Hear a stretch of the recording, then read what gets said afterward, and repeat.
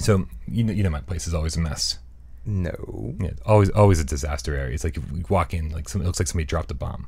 Right? It's like an after party from a concert back in the 70s. There were 12 pizza boxes stacked up in the kitchen. 12. Right? It sounds like an exaggeration, right? There was 12. I believe right? you. And they were all empty, right? So it wasn't like I was just like hoarding like pizza crusts and stuff. Yeah. No, like they're all empty, and so maybe not the most sanitary thing, because I mean 12 pizza boxes, it takes at least how many months to eat all those? I'm gonna say 2 weeks. But so there's this adorable stoner couple in my building, right? And it's every time I see them, they're like smoking pot, right? I'm like, and they're just adorable. Like they seem so happy together, right? And they're always just like so chill because they're potheads, right? And I'm always like, I've got a little crush on them, right? And so like I try not to see them. Like I'm like, I hope I don't see them if I haven't showered or like done my hair or something. Right? Yeah. I just want to be them. That's all it really is. Like I just want a carefree, relaxed life. Yeah. And so I waited until 3 o'clock in the morning to take 12 pizza boxes out to the dumpster. So you didn't have to run. So I wouldn't see anybody. So I don't want to see anybody. I don't want anyone saying that Brian Paul had 12 pizza boxes in his apartment. And so at 3 o'clock in the morning, I'm like, I go to the elevator, carrying 12 pizza boxes. Yeah. Go down the elevator all by myself, right? First floor, lobby's empty. I'm like, this is fantastic. I head outside. The very first people I see sitting in the back of their pickup truck. Yeah. Stoner couple smoking pot, and they've both got these gigantic smiles on their face. They're just like, what's up? Never underestimate a stoner's ability to stay up until 3. 3 a.m. I was trying to avoid you guys. Like, are you always here? They're like, whoa, are those pizza boxes full? Right? They didn't, I mean, and to their credit, I don't think they judged me. No. They just smiled and smoked pot. Yeah. No, that's, yeah. Yeah. They don't judge. Should we open the curtain? Oh, we probably should. All right. The drug rug. The drug rug. Isn't that what you wore in high school? That was, what you used to wear in high school was like the fucking... That was like the stoner outfit in high school. Yeah. Yeah. You know, I was good at turning on and off the lights last week. You were. But I wasn't good at putting the camera in focus. No, you weren't. It was the whole thing was smeared in Vaseline like or something. a little Vaseline. Yeah, pretty bad. All right. I'll turn off the lights. Turn up. There we go. Nice and easy this time. Beautiful. One and done. And the popcorn. Oh, yeah. Do some popcorn. What's on the popcorn, Jeremy? What do we want today? I want a little bit of spiciness. I want flakes of red pepper. Flakes of red pepper. Yeah. Fantastic. And this is PlayStation VR Theater.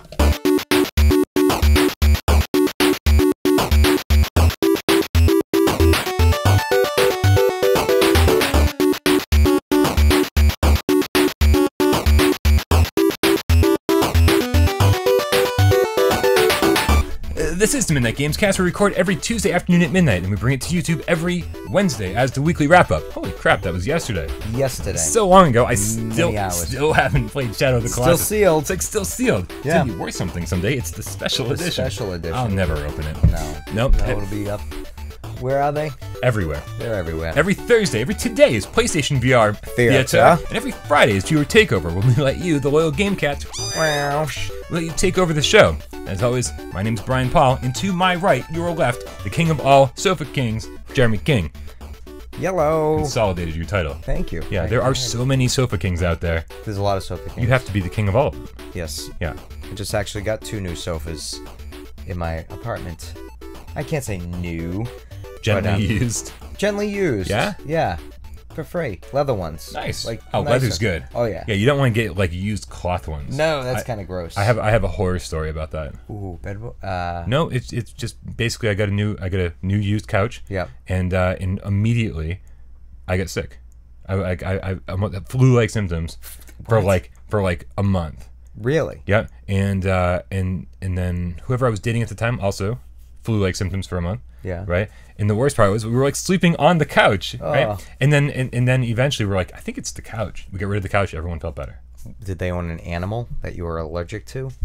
Flu-like symptoms. I mean, like allergy is one thing. Yeah. But no, this was like on the verge of death. Maybe they had a cat. I don't know. Maybe. I've had a cat before. Yeah, spores. So I don't know. So every week on PlayStation VR Theater, yes, we gather up a bunch of trailers. Thanks to B Tribble this week for the first 3, and of course Jesse Benson, who goes by a totally different name now that I can't pronounce. It's like J. Yeah, I don't know. Brian can't pronounce this. Garble. Yeah. J. Game Cat. Garble. That's your name from now on. Garble. So thank you, gentlemen. I really appreciate you putting the show together for us this week. Thank you. And I have a surprise next week. This might be the last time we watch trailers on my phone. What? Yep. Why? Yep. You getting a different phone? No, I bought something exclusively for theater, so we can sit here and watch trailers in theater mode. Nice. Yeah. So hopefully it'll be here. Sweet. Next week. Very exciting. All right. And of course, if this is your first time watching PlayStation VR theater, oh yeah, we talk over these things. Yeah. Don't do a research paper on what we talk about these games. Don't quote us on Wikipedia. Yeah. Right? No. We don't know what we're talking about. No. This is sometimes the first time we've watched the trailer. Yep. We're gonna Mystery Science Theater 3000 the crap out of this thing. Yep. And that's it. Is we just come along for the ride, have some fun. If you don't like what you're seeing, don't watch this anymore. Yeah. All right. But just hit like. But like it even if you hate it. Whatever. Yeah, I don't know. No, I have a very strong feeling we're going to learn a lot about our viewers this week. Right? The first week we did this alone, everyone tuned in. Yeah. The second week, they're like, all right. Some people tuned in. Yeah. This week it's like magic's gone. Yeah, they're going like, you know what? Yeah. Maybe you should take that hiatus. Who commented and was like, the magic is waning this week. Yeah, but it's somebody not did. gone. Yeah. It's like, I'll take waning as long as it's still there. Exactly. Holy crap. All right, what's the first trailer this week, Jeremy? Jupiter and Mars. All right, on your mark, get set, and go. Go. Tigertron. Ooh, very 80s of them. Very. So is this a new trailer from the one we had seen? Didn't we see one? I don't think we didn't watch one on theater. It was one of those we just watched a bunch of trailers from from PAX PlayStation Experience. Mm-hmm. One of those. Ooh, my rice is done. Is that what that is? Yeah. Brown rice or white rice? Always brown rice. Yeah, you have to. What do you have, a rice maker? Yeah, rice cooker. You do? Yeah. Are you kidding me? Really? I don't. Oh God, I get need one. The bags, boil in a bag. You've got to be kidding me. That's what I do. We haven't watched any of this trailer. We'll talk about the rice cooker later. Yeah. So I mean, you need a rice cooker though. It's only $35 for a really nice one. Really? Yeah. Come on. So I wonder how you play this game. Well, so I can see this sonar. Mm-hmm. And echolocation, very colorful. Yes, a very creative name. Yeah. It definitely looks pretty. Creative name. Yes. The actual name. But yeah, I don't know what the gameplay is. I wonder if it's similar to Eagle Flight, with head movement and things like that. I don't know. Has Michelle read about this? Michelle. Well, okay. So one of the first things that I found fascinating about this, was that the two of the people on the development team are people I've heard of before. It's like, this is a small studio. It's Tigertron, right? Yeah. And the names immediately that jumped out to me were Sam Kennedy and James Mielke. I don't know how to pronounce his name. And I'm like a huge fan of Electronic Gaming Monthly, the old back in the day issues, right? Yeah. Like I'm constantly, you've seen my bathroom. The only reading material on my bathroom floor. I'm going to be seeing it in a little bit, actually. Is like 12 issues, always like 12 issues. It's never just one or two. It's like 12 stacked up issues year's worth of Electronic Gaming Monthly. And I just love being like, man, I'm going to be in the bathroom for a while. Let's grab a random issue from the 90s and see what was new that month. Yeah. Right. And so, but James Mielke or whatever is he used to be known as the Milkman, was an editor, part of the review crew of Electronic Gaming Monthly. Okay. And since then has gone on to like Q Games and stuff and worked on games like Child of Light. Okay. Which unbelievable. So very cool.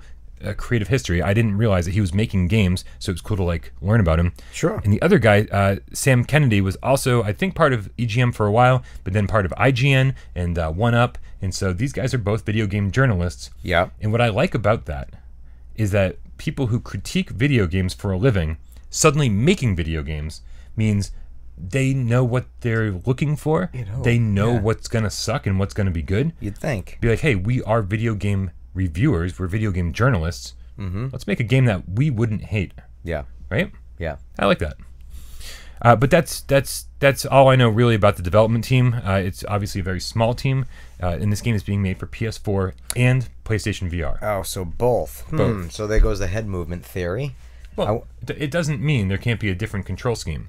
That's true. Right? Yeah. But the gameplay would change entirely. I just don't know what this game's about. I mean, Echo the Dolphin, at least, you went around and, like, there was some, combat, if you will, right? Sure. Isn't there Yeah, there was some combat. You know? Yep, there were bosses and stuff. But this game doesn't look like there's anything of that. I don't know what there is with this yet. You're just swimming around using sonar and...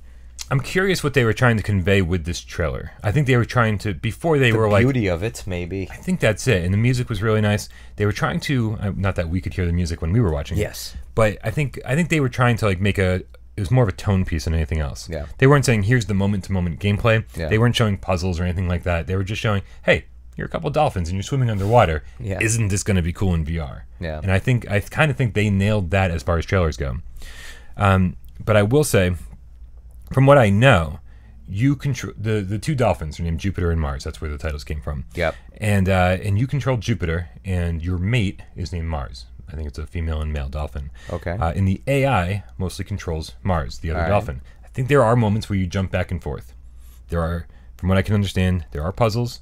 There might be combat. I have no idea. Yep. They didn't really dive into that. Dive. Dolphin. But it's coming kind of soon. The last release date I heard was May 2018. That is soon. That's only 3 months away. Mm-hmm. So, I don't know. I'm assuming that we're going to hear more about this. You'd think, yeah. I mean, maybe they know, being journalists, that you release too much information kills the hype. You got to keep some of the mystery. That's definitely true. You know. And more importantly than that, even is well, not more importantly, but equally as important, is the first thing everyone thinks about when they see this is Echo the Dolphin. Yeah, totally. Like there haven't really been too many dolphin games out there. Nope. So, and I think it's the game that they've created. This is supposed to be post-apocalyptic. Humans are gone. Yeah. The ocean's reclaiming whatever, and I don't know. There's supposed to be some environmental aspect to this. Even some of the proceeds are going to like, you know, some benefit or Cause. Some sorts. Yeah. I see. So, I hope, and they're going for realism in this game. They're trying to make everything as realistic as possible. They're trying to make everything as scientifically correct as possible. And what scares me about that is I just hope they don't do that in lieu of making a fun game. Yeah, no shit. Right? Yeah. And that's it. I think this has a whole lot of potential. I don't know. I'm curious to know exactly what you asked. What is the moment-to-moment gameplay? Yeah, I need to see more, because right now I think it looks pretty, but that's it. I have no desire to play it, to be honest, at the moment, until I kind of see. Then I might be like, you know what? But I don't know. It looks pretty. You know, that's what I want to experience it in VR. Yeah, they got me with that, you know, visually. But, I mean, now I got to see the gameplay. Right. You know? So we'll see. It won't take long, obviously. No. We'll definitely see more of that soon. Based on what we know right now, give it a price point. Oof. $39.99. I'm going visually just because it looks nice. Yeah. I'm going to say small development team. I'm going to say it's probably a smaller game. I'm going to say $20. $19.99. We'll see who's right in just a little while. And yeah, I'm still feeling 40 with that one. Yeah. No, I mean, honestly, I'm always hopeful that I'm wrong about these things. I'm always hopeful that I hope I'm wrong and it is 20. No, but I'm hopeful that if it's I'm always hopeful that games are bigger than I think they're going to be. Yeah. That they're not just like this little 2 or 3 hour experience, and that if it's a $40 game, hey, give me a 15-hour game. Yeah. You know, I'd much rather that be the case than be a $20 3-hour game. You've had enough of those. I think we've all had enough of those. You know, not to say there's no merit in that style of game, but we just had a lot of them. We have had quite a few. All right. Now this title.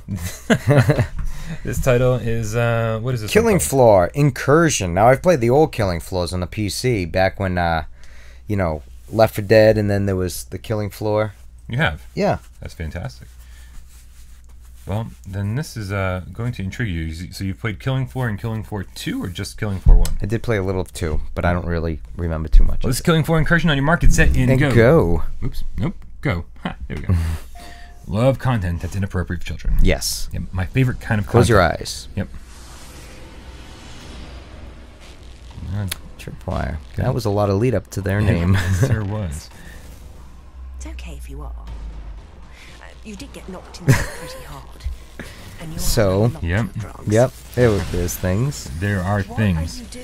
They do look Killing Floor-ish. It's all zombies, right? Yeah. And there's, I mean, I know people like, you know, maybe more realistic things, but That's neat. I've always been a big fan of any game where you kill zombies. Yeah, it's happened quite a bit though. But actually, Left 4 Dead still was fantastic, and I think we've discussed Left 4 Dead in VR, haven't we? I mean, we discussed wanting it. Yeah, that would be awesome. But anyways, this title is in VR. Yeah, and there's not a lot of zombie games for PlayStation VR. No. Like, I mean, we got Arizona Sunshine, we got the Brookhaven Experiment. Yeah. And we got Contagion VR Outbreak. That's supposed to be coming at some point. Yeah. And so we just don't have a ton of zombie games. Yeah. Yeah. So It looks like a solid trailer. it was like a solid trailer. Yeah. But what did you think of the original Killing Floor games? It was a low-budget version of Left 4 Dead, basically. It was. Yeah. Okay. The developer, Tripwire Games, they've made this game, but it from every single review that I've seen of the Steam version, Yep. it's very different. This title is very different. Very different. It definitely looks fuller and more to it. There were no samurai swords and that kind of shit. Okay. You know? Was it just like automatic Just guns and stuff? It was Left 4 Dead. Okay. You know, Yeah. pretty much. All right. So we definitely at some point we saw this trailer. I'm going to say it was the same episode where we saw Jupiter and Mars. Yeah. And at that point, all we saw was teleportation. So I was like, man, I'm so sick of just teleportation. Yeah. Let me run around. And since then, we've done a little more research. People have corrected us, and which we're always thankful for, of course. Absolutely. And apparently this game does offer both control schemes. You can do full locomotion or teleportation. Perfect. But it is much slower paced from what I can tell, because you can't just... there is no like Doom style like first person shooter like using the move controllers. If you're gonna do like that style of game, I think it slows everything down just a little bit, right? Because you cannot get, no matter how good everything feels, like in Skyrim and whatever. I personally don't think you can get that high octane, like supercharged, fast-paced Doom-style experience with move controllers. I hear you. Right? Yeah. You can still have an awesome With the churns and the action-packed game. Yeah. But it slows things down quite a bit. True. Right? Nothing's going to be a couple analog sticks for movement. Yeah, moving around. Yeah, absolutely. You're right. I think that's where the developers sort of pulled back a little bit, and they were like, we can't have like this mass chaos game going on at all times. Doom was so fast-paced. I mean, it worked very well. Wow. Yeah, I didn't think of that. You're right. So Doom VFR, yeah, I mean, obviously with a DualShock 4, works great. And it does. It's awesome. It's crazy. But then, which is sort of like why I give Bethesda so much credit for basically creating an entirely different game for the move controllers. Yeah. I don't know. Is this already out on Steam? It is. $40. $40. $40. It's there are 5 different environments, which is like 5 environments, like for $40. Yeah. Like, I don't know. I feel like that's not quite enough. Yeah, but remember how the Left 4 Deads were? Those were full priced, and those were just a couple of environments that you worked with a team to get to the end. You know, over and over and over and over and over. I mean, they eventually patched things and added some more areas and whatnot, but I don't know. $40. Yeah. And don't get me wrong, like 5 environments can mean a lot of things. Are there multiple levels in each environment? Is it multiplayer like it was? Excellent question. You know, because if you could play with co-op, you know, if you could do it friends. I feel like that's something we should know. Yeah. Well, the original Killing Floor was co-op. So I would hope this would be. It would almost have to be. It would change it. That's for sure. It certainly would. Now, I really want to know the answer to this. Do real quick here. Killing Floor Incursion. Multiplayer.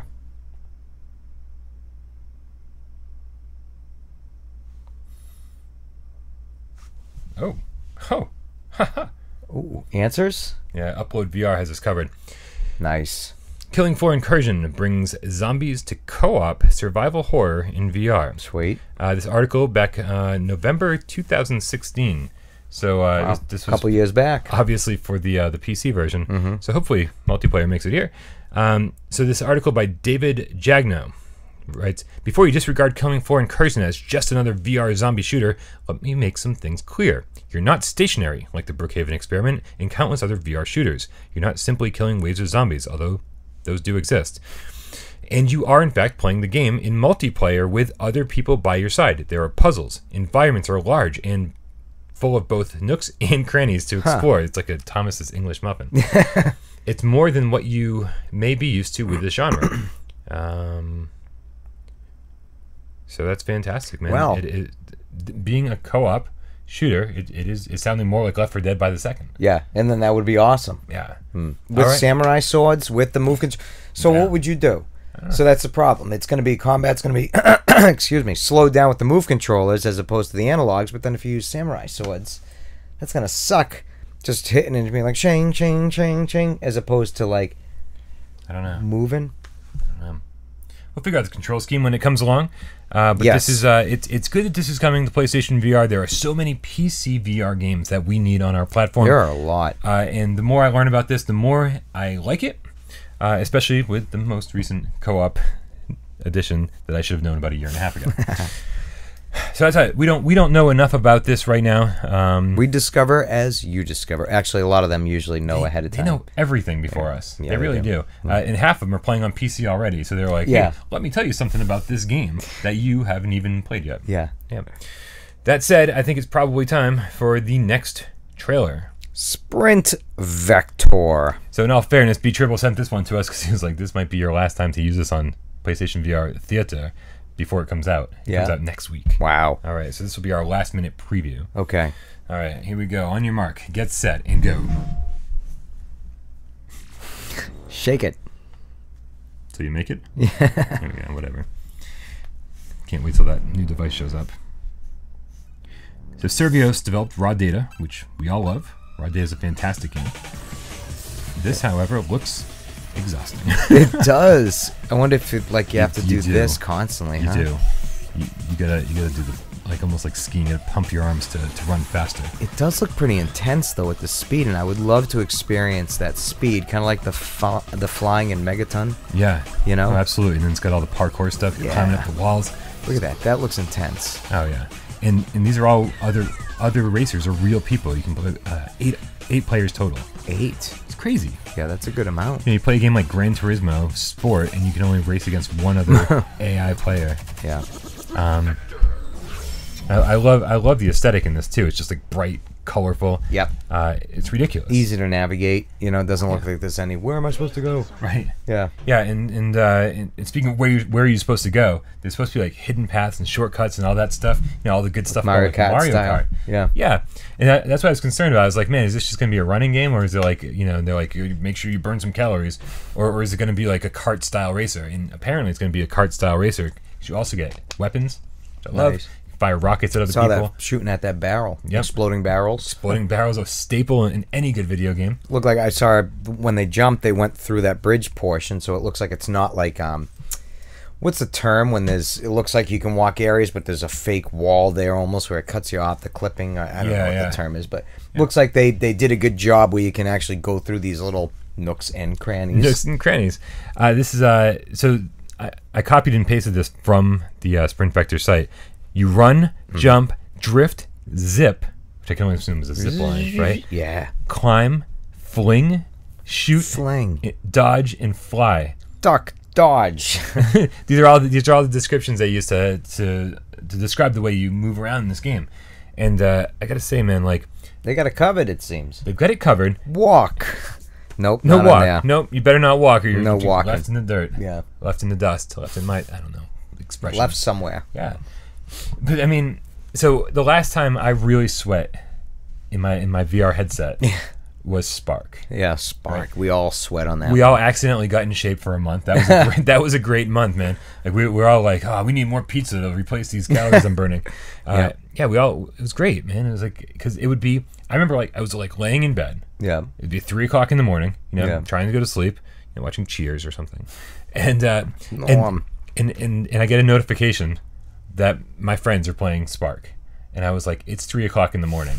And instead of going to bed, I'm going to go sweat for the next hour by playing Spark. Yeah. And this game makes me feel like I'm going to do the exact same thing. Yeah. And be like, I want to go to bed, but instead I'm going to go run a marathon. Right? Yeah. Feel that rush. Yep. At least for the first few times till you get used to it. That's, I bet you're going to be.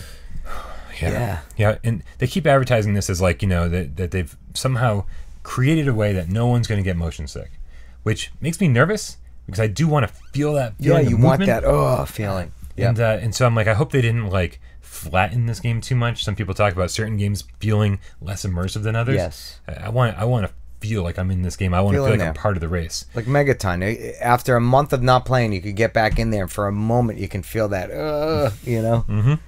And then you get used to it. Still, I want that feeling with this. And that the trailer looks like it'll give you that just really intense, you know, sensation. Oof. It's got 9 courses, again, with all the shortcuts and everything to find. Nice. It's coming out February 13th. Sweet. Online and single player. It's like 8 different runners you can choose. I'm very curious to see how much depth this game has. Like, is this a game that I'm gonna like be jumping back in over and over and over to like, you know, like raise my XP bar in my single player campaign? Yeah. Or is this a game that like I'm gonna play the single player campaign to get acclimated to the controls and get acclimated to like all the racetracks and find all the secrets, and then go online and try to kick my friend's ass. That's it. Yeah. Right. So I'm curious to know, because Spark had like almost 0 single player. Yeah. There's like some challenges and that was about it. Yeah. This I'm curious to know if I'm gonna want to play this by myself at all. The other thing about this is that since it was developed by Survios, I felt like as much as Raw Data was a fantastic game, I was like, this is just, it felt a little overpriced, right? Yeah. I was like, it was, I don't know. And it's tough to say that because it's such a good game. Yeah. But I was like, like I just wanted it to be like $10 cheaper so that I could really, really like endorse it and recommend it to everybody. Yeah. And so I'm curious to know, I'm like, is Sprint Vector going to be, is it going to be a $20 game? Is it going to be a $60 game? 50, 40? I don't know. I don't know. It's crazy. And it's coming out next week and we don't know the price point. Yeah. That's weird. Yeah, that is weird. I feel like they're hyping it up, and so that way it doesn't $40. It doesn't matter what it costs at launch. You're going to pay it. Yeah. Ooh, let's hope not. I'm going to say $40 because I don't know. That's what I'm feeling. I'm hoping 30, but I'm thinking it's going to be $39.99. I mean, in the exact same boat as you. I hope it's 30. It'll probably be 40 because they probably saw a lot of success with Raw Data. Yeah. Yeah. That's it. $39.99. All right. And no matter what, I'm paying it because I can't wait to play it. That does look fun. That's the problem. Yep. That's the problem. And then finally, our very last trailer comes to us from Jesse Benson, and that is called Xing: The Land Beyond. Xing. Let's check this sucker out, man. Go.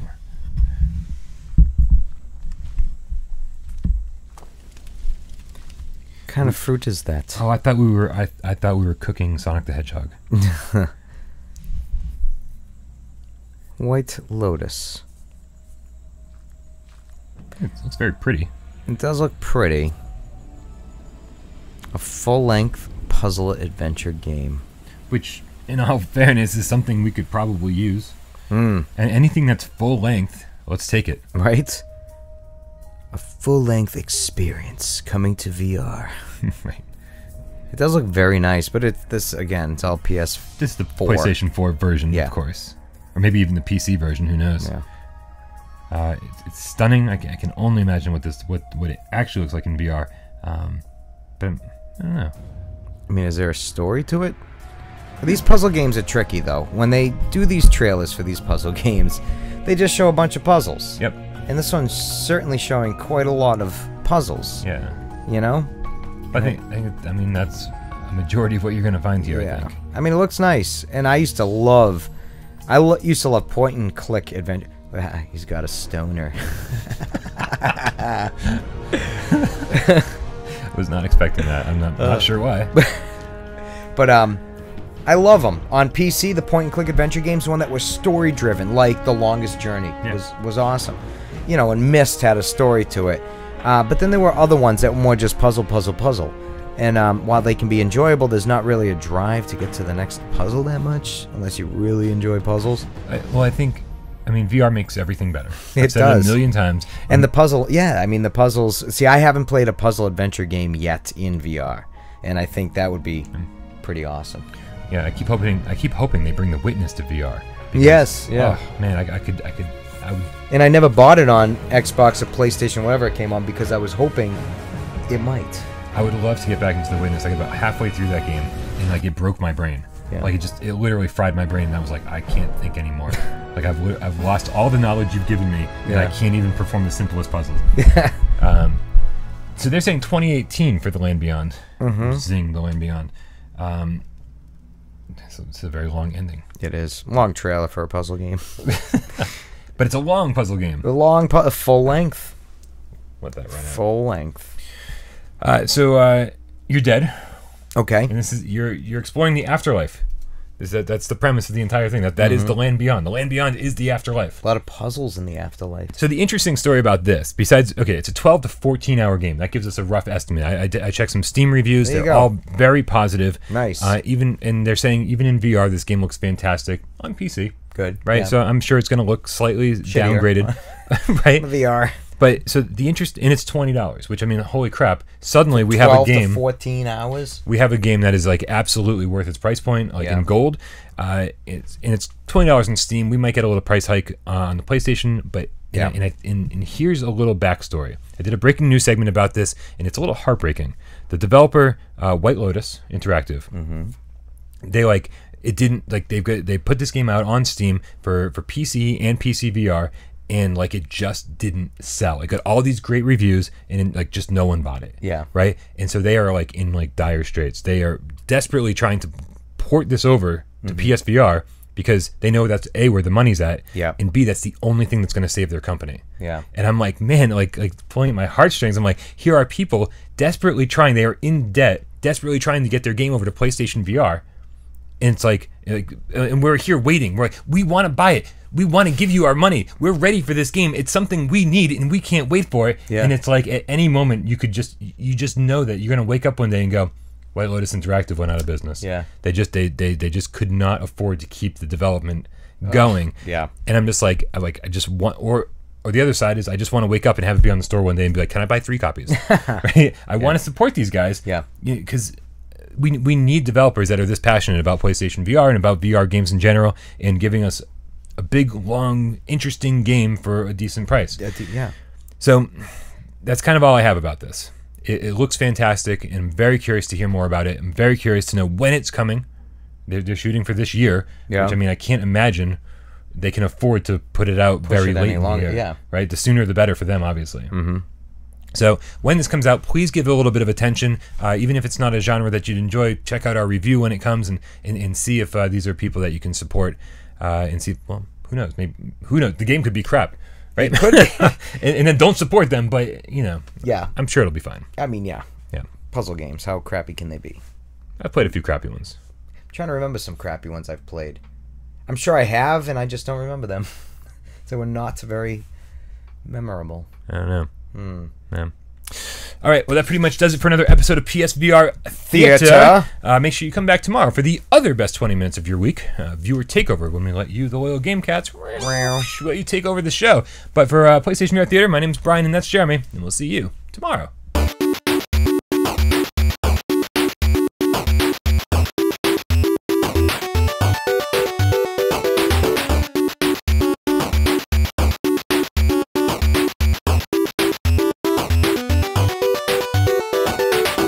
Bye-bye. My voice cracked. Went, tomorrow. It was cute. That was adorable. It was like a little little Animal Crossing kind of a character. Well, it's fucking me and Tom Nook have issues, man. Tom Nook. I'm taking that guy down. I owe him more money than and he's waiting on your memory card. Yeah, I'm scared to open my Is he DS. up there? I'm scared Is to. it that card right? Oh, and the DS one, not scared. even the GameCube. I'm scared to open my DS because I know as soon as I open, he's gonna be like, "Give me your fucking money, dude." Excuse me.